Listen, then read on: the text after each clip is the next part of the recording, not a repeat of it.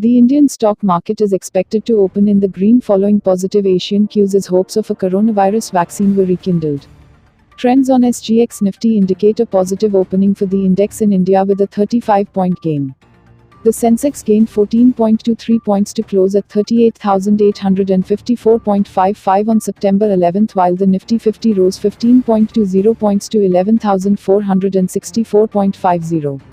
According to Pivot Charts, the key support levels for the Nifty is placed at 11,425.1 followed by 11,385.7.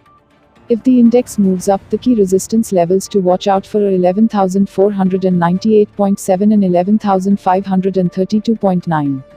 Now top things you to know.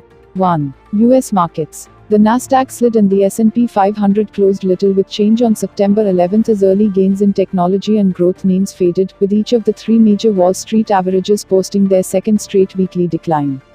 The Dow Jones Industrial Average closed up 131.06 points, or 0.48%, to 27,665.64.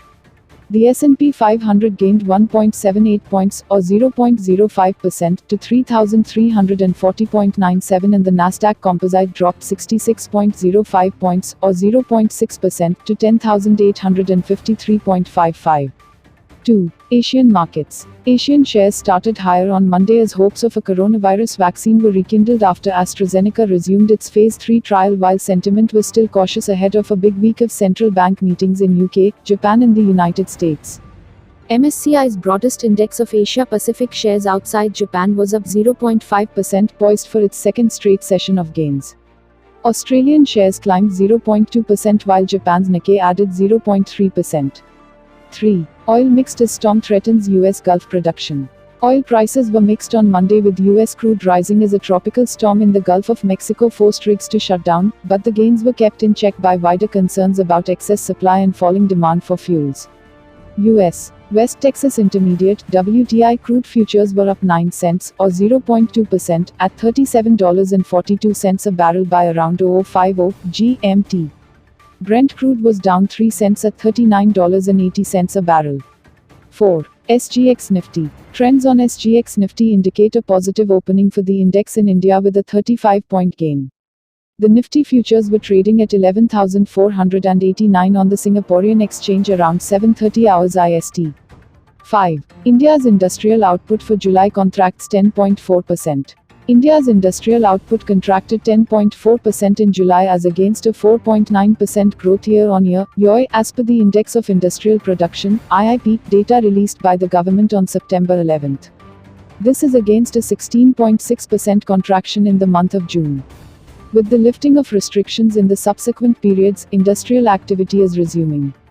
The index for the month of July 2020 stands at 118.1 as compared to 54.0, 89.5 and 108.9 for April 2020, May 2020 and June 2020, the Ministry of Statistics and Program Implementation has said. 6. SEBI says mutual funds can merge multi-cap schemes, or reposition under different category.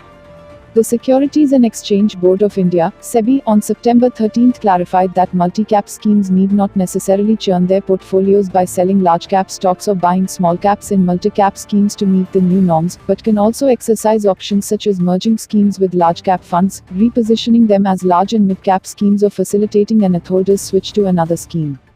The market regulator said that fund houses can use these options among other things and also added that it will examine if any proposals are submitted by the industry to meet the desired objective of true to label and appropriate benchmarking. 7. FPI's turn net sellers in September pull out 2,038 crore rupees so far.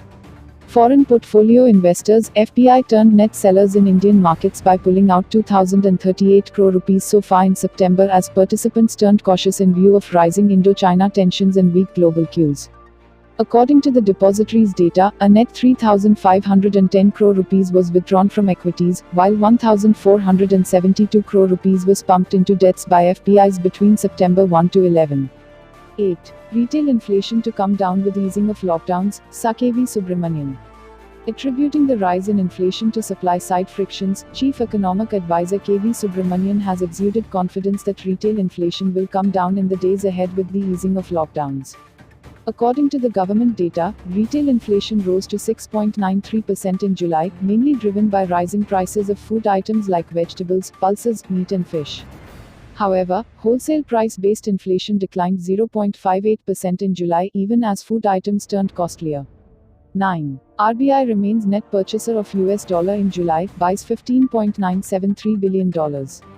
The Reserve Bank continued to remain a net buyer of the US currency in July after it purchased $15.973 billion on a net basis from the spot market, according to its monthly bulletin.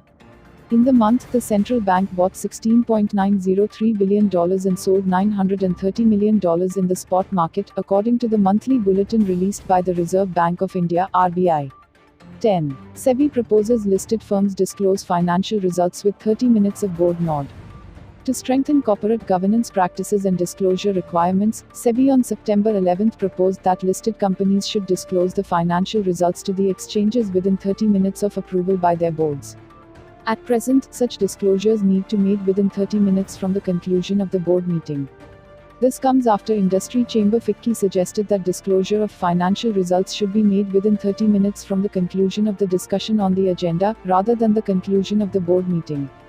In addition, the regulator proposed that the top 1,000 listed entities based on market capitalization, calculated as on March 31 of every financial year, will formulate a dividend distribution policy which will be disclosed in their annual reports and on their websites.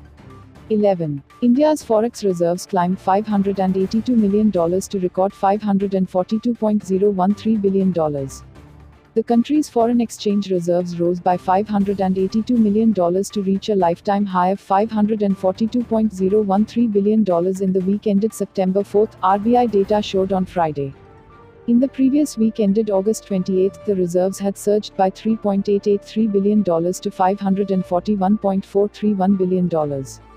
In the reporting week, the foreign currency assets, FCA, a major component of the overall reserves, increased by $269 million to $498.362 billion, the data showed.